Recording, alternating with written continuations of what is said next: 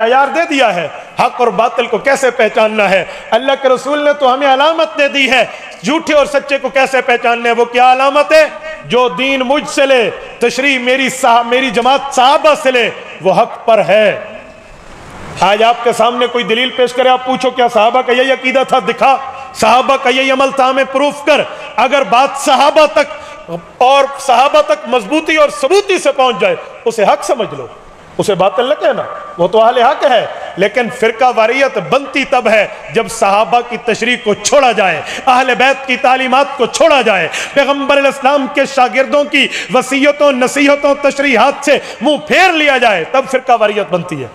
اور جس نے دین میں فرقہ واریت پھیلانی ہے وہ کبھی نبی کے صحابہ اور نبی کے صحابہ کے اہل بیت کا نام نہیں لے گا، اس کی تشریح پیش نہیں کرے گا. کیوں؟ ورنہ اس کی جو ہے نا اپنا چورن نہیں بکتا. دین میں کوئی کسی قسم کا مسئلہ ہو، سمجھانے کے لیے بہت آسان طریقے سے آپ سمجھ سکتے ہیں اس پر. میں ایک مثال اور دیتا ہوں. غنیت الطالبین میں محبوب سبحانی ذل رحمانی حضرت شیخ عبد القادر جیلانی رحمۃ اللہ علیہ نے ایک روایت نقل فرمائی ہے. فرمایا اللہ کے رسول نے تفرقت الیہود علی 71 فرق، یہودیوں کے 71 فرقے بنے تھے. والنصارى علی 72 فرق، عیسائیوں کے 72 فرقے بنیں گے. وانتم علی 73 فرق، امت محمدیہ کے 73 فرقے بنیں گے. صحابہ کرام نے سوالیہ نظروں سے حضور کو دیکھا.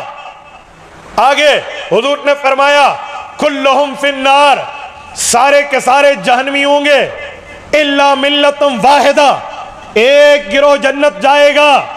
ذرا وہ طبقہ کان کی کھڑکیاں اور دل کے راستے کھول کے سنے جو کہتے ہیں مولوی جنت اور جہنم تقسیم کرتے پھرتے ہیں. تمہیں کیا پتا کون جنتی ہے کون جہنمی ہے؟ علماء پہ بولنے والا وہ طبقہ سنے. یہ مولوی جنت جہنم تقسیم نہیں کر رہا. اللہ کے رسول امام الانبیاء آمنہ کے در یتیم محبوب مصطفیٰ احمد مجتبیٰ صلی اللہ علیہ وسلم کا فرمان ہے کلہم فی النار، ہر فرقہ واریت والا جہنم جائے گا. الا ملت واحدہ، ایک گروہ جنت جائے گا. صحابہ نے عرض کیا من ہی یا رسول اللہ، وہ طبقہ کون ہوگا جو جنت جائے گا؟ حضور نے ایک جملے میں بات ارشاد فرما دی ہے، فارمولہ دیا، اصول دیا، معیار دیا، چیک کرنے کی نشانی دی ہے. فرمایا ما انا علیہ و اصحابی، طریقہ میرا ہوگا، تشریح میرے صحابی کی ہوگی، وہ جنتی ہوگی.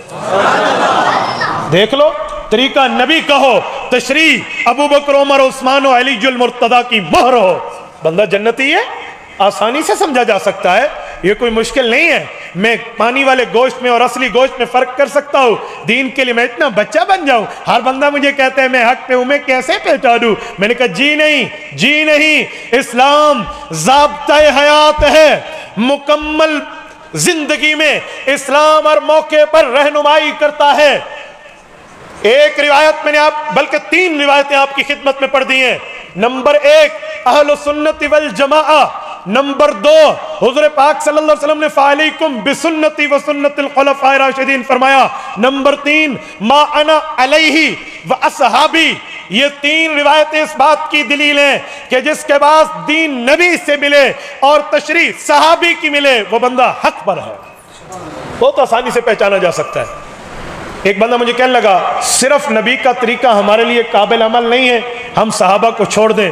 میں نے کہا تو طریقہ سمجھ نہیں سکتا اگر صحابہ کو چھوڑیں. اجی وہ کیسے؟ میں نے کہا میں آپ کو کہتا ہوں، مجھے بتاؤ. 1 منٹ، یہ کیا چیز ہے؟ بولیے کیا ہے؟ گھڑی ہے. اگر میں کہوں مجھے گھڑی دو تو یہ ہوگا یا نہیں ہوگا؟ اب میں ایک گھڑی کے 4 معنی آپ کو بتاتا ہوں، شاید بنتے اور بھی ہوں، میں 4 غور کر کے بتا رہا ہوں. نمبر 1، میں اور مولانا عثمان گئے ایک دکان پر، واچ سنٹر ہے، گھڑیاں ملتی ہیں.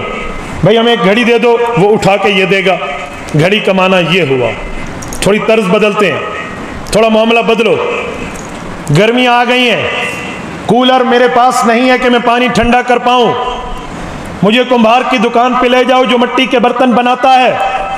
وہاں گیا، کہا مجھے ایک گھڑا دے دو ٹھنڈے پانی کا. اس نے گھڑا نکال کے سامنے رکھا. اس نے جیب میں ہاتھ مارے تو پیسے کم تھے. घड़े जितने नहीं थे। कहने लगा पैसे थोड़े हैं, बड़ा घड़ा न दो, छोटी सी घड़ी दे दो। अब घड़ी कमाना छोटा मटका है। एक तीसरी जगह पे जाते हैं, हज करके उमरा करके एक बंदा वापस आया। मौलाना हाफिजुर रहमान ने पूछा, बता रोज़े रसूलुल्लाह की ज़ियारत की है? कहा जी हाँ की है। मैंने हुजूर की खिदमत में सलाम पेश किया है, क्योंकि मेरा नजरिया है इंदल कब्र हुजूर पाक रोजे पे खुद सलाम सुनते हैं। आपका अकीदा है या नहीं है? बोलिए, हाथ खड़े करके बताओ, है या नहीं है? हुजूर पाक अपने रोजे पर खुद सलाम और इधर से पढ़ो तो फरिश्ते ले जाते हैं। वो कहने लगा, मौलाना मेरा तो अकीदा है मैं हुजूर के रोजे पे सलाम सुनाने का कायल हूँ। मैंने सलाम पढ़ दिया, सहाबा हुजूर के रोजे पे सलाम पढ़ते थे, खुद अल्लाह के रसूल ने फरमाया मैं रोजे से सुनता हूँ। मौलाना ने पूछा अच्छा कैसा लगा? उसने कहा मौलाना एक अजीब घड़ी थी, खुदा की कसम में हैरान हूँ, मैं उस दरबार अक़दस में हाजिर हूँ जिसके लिए इस कायनात को वजूद मिला है। मैं उसके दरबार में हाजिर हूँ जिसके लिए जिब्राइल तड़प के सिदरतुल मुंतहा से ज़मीन पे आ जाया करता था, और जिसकी वफात पे जिब्राइल ने कहा अल्लाह की कसम शायद मुझे अल्लाह आज के बाद ज़मीन पे न भेजे। अब नबुव्वत भी ख़त्म है, वही की तंजील और नज़ूल भी ख़त्म है। मैं उसके दरबार में खड़ा था, मौलाना एक अजीब घड़ी महसूस हुई। अब यहां घड़ी कमाना वक्त है।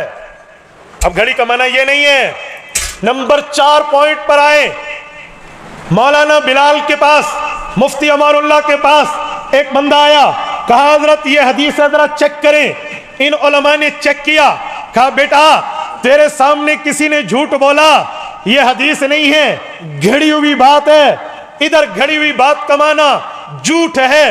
देखो लफ्ज एक है घड़ी, एक जगह इसका माना वाच सा होता है, एक जगह इसका माना छोटा मटका होता है, एक जगह इसका माना जमाना और वक्त होता है, एक जगह इसका माना झूठी रिवायत होता है। लफ्ज एक है। अब खाली ये लिख दिया जाए घड़ी और न बता पाया कि ये कहां बोला गया लफ्ज, तो नहीं पता चल सकता इस घड़ी के लफ्ज का मतलब क्या है। हमने कहा सिर्फ हुजूर की तालीमात उठाओ, सहाबा की तशरीहात से हटोगे दीन नहीं समझ पाओगे।